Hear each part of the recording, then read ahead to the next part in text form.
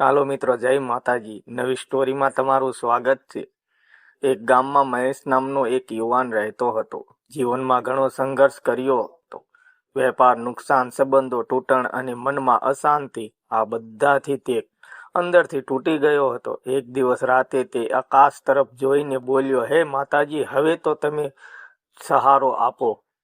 તે રાતે તેને સપનું આવ્યું. સપનામાં એક દિવ્ય પ્રકાશ દેખાયો અને તે પ્રકાશમાંથી 11 માતાજી પ્રગટ થયા. દરેક માતાજી અલગ તેજ અને શક્તિ સાથે મહેશને આશીર્વાદ આપ્યા. સૌ પ્રથમ પ્રગટ થયા શૈલપુત્રી. તેમણે કહ્યું, હિંમત રાખ, જીવનની પહેલી સીડી વિશ્વાસ છે. પછી આવ્યા બ્રહ્મચારિણી. તેમને તપ અને ધીરજનો પાઠ શીખવ્યો. ત્રીજા સ્વરૂપે ચંદ્રઘંટા આવ્યા અને કહ્યું, ડર છોડ, હું તારી રક્ષા કરીશ. ચોથા સ્વરૂપે કુષ્માંડા આવ્યા અને જીવનમાં પ્રકાશ ભરી દીધો. પાંચમા સ્વરૂપે સંકટ માતા આવ્યા અને માતૃત્વ પ્રેમ આપ્યો. છઠ્ઠા સ્વરૂપે કાત્યાયની આવ્યા અને શક્તિ આપી. સાતમા સ્વરૂપે કાલરાત્રિ આવ્યા અને અંધકાર દૂર કર્યો. આઠમા સ્વરૂપે મહાગૌરી આવ્યા અને મનને શુદ્ધ બનાવ્યું.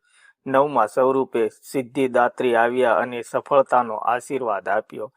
પછી બે વિશેષ શક્તિ સ્વરૂપે માતાજીએ 10મા સ્વરૂપે ચામુંડા આવ્યા અને કહ્યું, જ્યાં અન્યાય હશે ત્યાં હું તારા સાથે ઊભી રહીશ.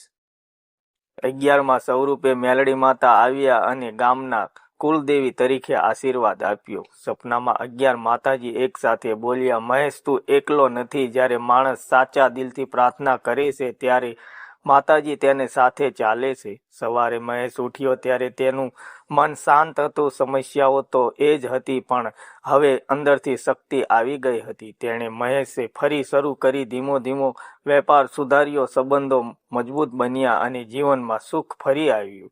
તે સમયે 11 માતાજી બહાર નહીં, તેના અંદર 11 ગુણો છે: વિશ્વાસ, તપ, હિંમત, પ્રકાશ, પ્રેમ, શક્તિ, નિર્ભયતા, શુદ્ધતા, સિંહ, ન્યાય. ત્યારથી જ્યારે પણ મહેશ મુશ્કેલીમાં આવે ત્યારે આંખ બંધ કરીને, માતા, તમે તો મારી સાથે જ છો, શીખ. જ્યારે માણસ સંપૂર્ણ રીતે માતાજી પર વિશ્વાસ રાખે છે તેને અંદરથી 11 ગુણ બળ મળે છે. જય માતાજી, જય મેલડી માં.